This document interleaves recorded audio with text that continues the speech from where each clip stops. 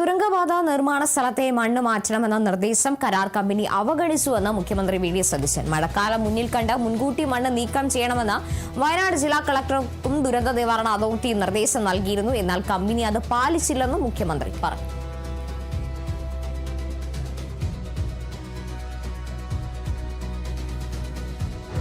ഇത് മുൻകൂട്ടി ഈ മണ്ണ് നീക്കം ചെയ്യണം എന്ന് ആവശ്യപ്പെട്ടിട്ടുള്ളതായിരുന്നു.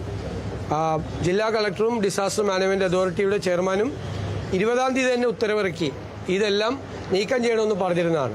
PWD മന്ത്രി യോഗം ചേർന്ന് ഇത് അടിയന്തരമായി നീക്കം ചെയ്യണം എന്ന് കോൺട്രാക്ടർമാരെ അറിയിച്ചിട്ടുള്ളതായിരുന്നു നേരത്തെ തന്നെ.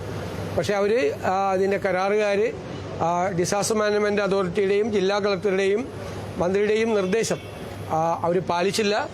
കനത്ത മഴ ഉണ്ടായിരുന്നു എന്നാണ് റിപ്പോർട്ട്. രാവിലെ 225 സെൻറ്റിമീറ്റർ മഴ പെയ്തു എന്നുള്ളതാണ്. ഇപ്പോഴും മഴയുണ്ട്.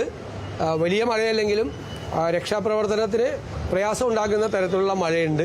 ഇതൊരു ചെളി കലർന്ന മണ്ണാണ്. അവിടുത്തെ മണ്ണിൻ്റെ ഘടന വളരെ വ്യത്യാസമാണ്. അതിങ്ങനെ സ്ക്രാപ്പ് ചെയ്താണ് വെച്ചിരുന്നത്.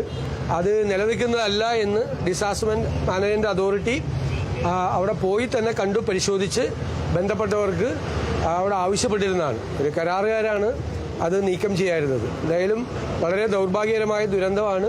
ദുരന്തത്തിൽപ്പെട്ടവരെ രക്ഷപ്പെടുത്താൻ വേണ്ടിയിട്ടുള്ള ശ്രമങ്ങൾ നടത്തിക്കൊണ്ടിരിക്കുക.